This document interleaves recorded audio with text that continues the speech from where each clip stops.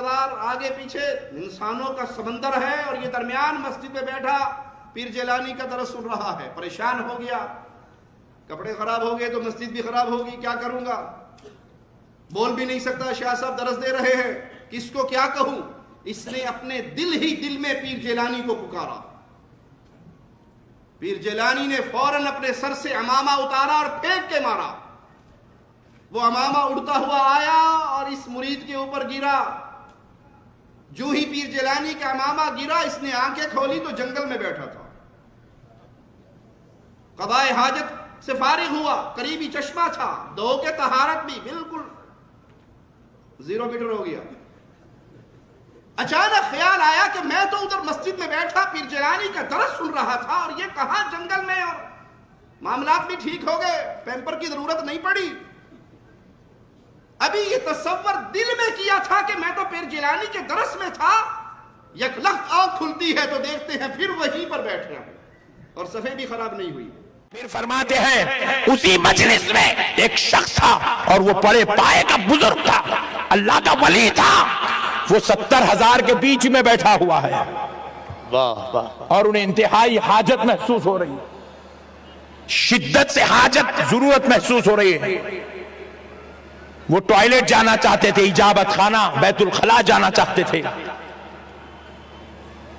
انہوں نے اپنی اجابت کو کنٹرول کرنا چاہا، جتنی دیر کنٹرول کر سکتے تھے کرے، لیکن اجابت اب اپنی انتہا کو پہنچی، شدت انتہا کو پہنچی، تو بڑے بے چین ہو گئے، کیونکہ اب 25-50 آدمی ہو تو ایسا ہٹا کے نکل جائیں گے، ادھر پلٹے تو 20,000، ادھر پلٹے تو 40,000، پیچھے دیکھے تو 50,000، کہاں سے جائیں گے؟ بیچ میں بیٹھے ہوئے، ضرورت آ رہی ہے، بے چین و بے قرار ہو گئے۔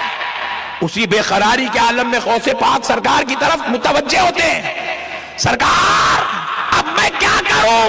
دوران بیان غوث پاک سے عرض کرتے ہیں اب میں کیا کروں؟ ضرورت محسوس ہو رہی ہے، اور انتہا شدت کے ساتھ۔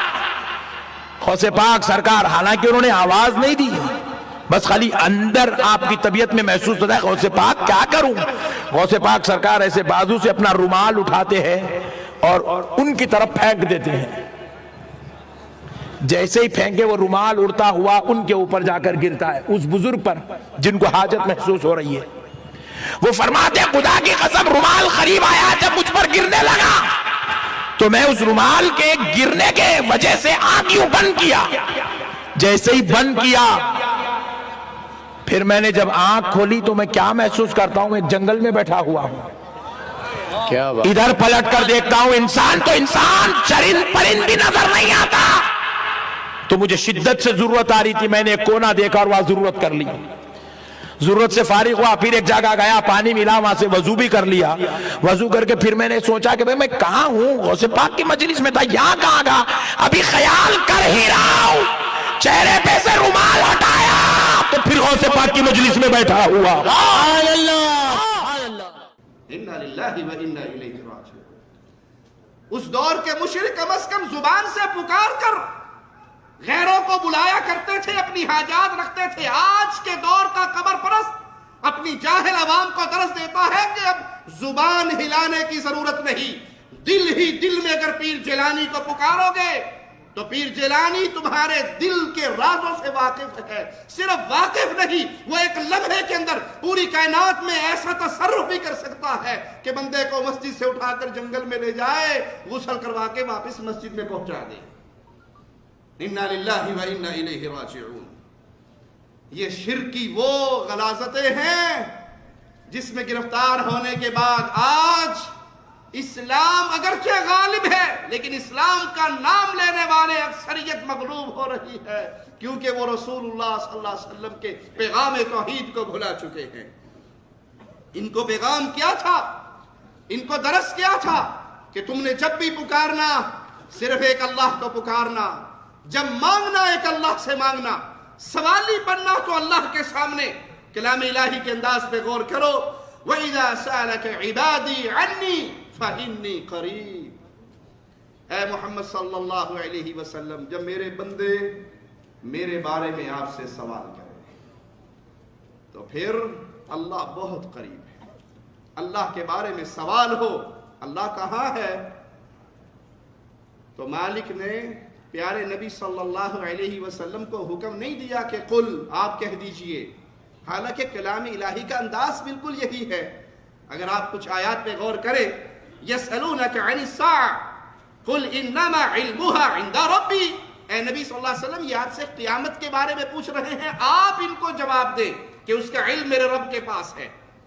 یسألونک عن الانفال قل، اے نبی جواب دو، یہ سوال کر رہے ہیں آپ جواب دو۔ یسألونک عن الخمر، یہ شراب کے بارے میں، جوئے کے بارے میں سوال کر رہے ہیں، قل جواب دو۔ یسألونک ماذا ينفقون قل، یہ آپ سے سوال کر رہے ہیں اللہ کے نام پہ کیا خرچ کرے، جواب دو۔ یسألونک عن الجبال، یہ پہاڑوں کے بارے میں سوال کر رہے ہیں، فقل، ان کو جواب دیجئے۔ قرآن حکیم کا انداز ہی یہ تھا، لوگ سوال کرتے ہیں، اللہ کہتا ہے نبی جواب دو، لیکن جب پکار کا معاملہ آیا، بندے اللہ کے بارے میں سوال کرے تو مالک کا انداز تبدیل ہو گیا۔